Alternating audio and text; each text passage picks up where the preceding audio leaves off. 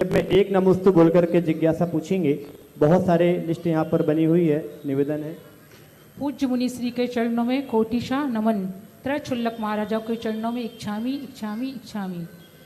हमारे परिवार को नंदीसर द्वीप में एक जिनालय बनवाने का सौभाग्य प्राप्त हुआ है। महाराज श्री, मेरी जिज्ञासा है कि उसके निर्माण में अथवा बाद में कोई भी त्रुटि किसी श्रावक द्वारा होती है तो क्या हम भी उसके पाप के भागीदार होते हैं? नमोस्तु महाराज श्री, नमोस्तु। धर्म की कोई चिड़िया कर वस्तु है, यदि उसमें हम व्यक्तिगत स्वामित्व रखते हैं तो उसकी जिम्मेवार हम हैं, लेकिन हमने समाज को समर्पित कर दिया। इसलिए हम कभी भी किसी श्रावक को स्वयं मूर्ति नहीं लाने देते। हम कहते हैं कि आप तो निछावर राशि दो, मूर्ति कमेटी लाएगी। प्रतिष्ठाएं आदि जो होती हैं उसके बाद अपन समाज को समर्पित कर देते हैं और उस पर हमारा कोई भी स्वामित्व अपना न दर्शाएं तो फिर कोई भी उस व्यक्ति से उसका कोई लेना देना नहीं है। वो जो कुछ भी है समाज की संपत्ति है, समाज का उसका प्रभाव पड़ेगा, समाज ही उसकी जिम्मेवार है। हाँ, यदि हम उस पर स्वामित्व रखते हैं तो जरूर उसका प्रभाव पड़ता है। हम हमेशा कहते हैं कि चाहे मूर्ति हो या मंदिर हो, दान कोई भी हो, अपना स्वामित्व कभी नहीं रखना। जिन जिन लोगों ने मंदिरों पर स्वामित्व रखे हैं उनके परिवार ज़्यादा समय तक सुखी नहीं रह पाए। हम भारतवर्ष में देखते हैं बड़े बड़े सेठ जिनकी बड़े बड़े नसियाँ बनाई, बड़े बड़े क्षेत्र बनाए, लेकिन उन्होंने उन सब के लिए अपने स्वयं की मलकियत रखी।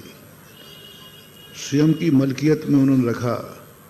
आज वो पोजीशन उनकी नहीं है जो उनके पूर्वजों की थी, जो उन मंदिर बनाने वालों की थी, जो उन दान देने वालों की थी, क्योंकि ये नियम प्रभाव है।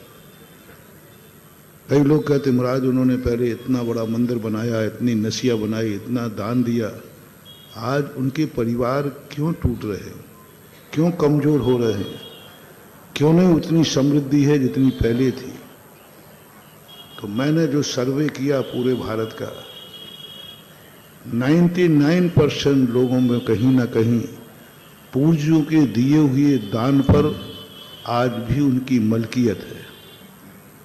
आज भी वो उस पर स्वामित्व रखते हैं, आज भी वो मंदिर अपने अंडर में रखते हैं। और ये सिद्धांत है कि जो दान दी हुई पूर्वजों की वस्तु या मंदिर की कोई भी वस्तु पर व्यक्तिगत अधिकार या पारिवारिक अधिकार रहता है, नियम से वो तीसरी पीढ़ी के बाद उनका डाउनफॉल होता ही होता है। इसलिए हम सदा लोगों से कहते हैं, भक्तों से, किसी मंदिर का अपना, किसी दान दी हुई वस्तु पर कभी पारिवारिक ट्रस्ट नहीं बनाना।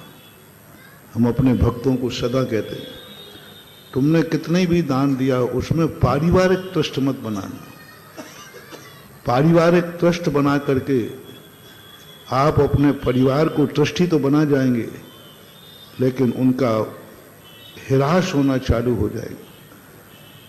वो बहुत अपने आप में हिरास को प्राप्त होते जाए। इसलिए दान दी हुई वस्तु को अपने पारिवारिक स्वामित्व में नहीं रखना, पारिवारिक ट्रस्ट नहीं बनाना, सामाजिक ट्रस्ट बना करके उसकी व्यवस्था करोगे तो तुम्हारी पीढ़ी दर पीढ़ी फलती फूलती रहेंगी, उसका कोई दोष नहीं आएगा। क्योंकि धर्म के क्षेत्र हैं, वो दान रूप है। धर्म सूरज के समान है, उसको कोई बांध नहीं सकता। हमने बांध लिया है तो स्वामित्व का। तो इसलिए हम जब मूर्तियां पंच कल्याणक कराते हैं तो आप लोगों से भी हम कहेंगे, स्मृति में बना रहा, कि आज के बाद ये मूर्ति, ये मंदिर का हमारा कोई स्वामित्व नहीं है, हम इसके कोई ट्रस्टी नहीं हैं। यह मंदिर, यह मूर्ति हम समाज के लिए समर्पित करते हैं। समाज की यदि अनुमति हो जाए तो हम दर्शन पूजन इसकी कर सकेंगे। देखना कितनी बड़ी विधि है।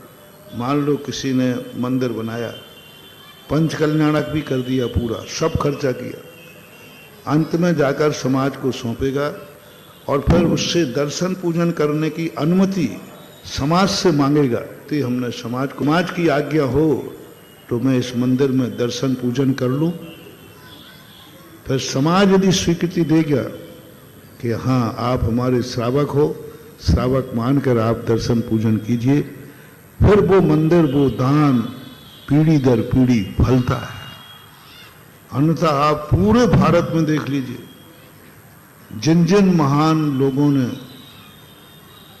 बड़े बड़े दान दिए, जिनकी अपरंपार अटूट संपत्ति थी और उन्होंने दान भी दिए, लेकिन वो पारिवारिक ट्रस्ट, अपने व्यक्तिगत ट्रस्ट बना करके चले गए।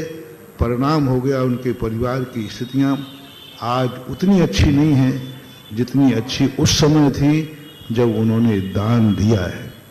इसलिए मैं सभी भक्तों से कहना चाहूँगा, स्वयं का दान अथवा पूर्वजों के दान पर अपना कोई स्वामित्व नहीं रखना, अपना कोई अधिकार नहीं रखना, उसको ऐसे ही छोड़ देना चाहिए जैसे अपन नारियल चढ़ा करके भूल जाते हैं भगवान के लिए।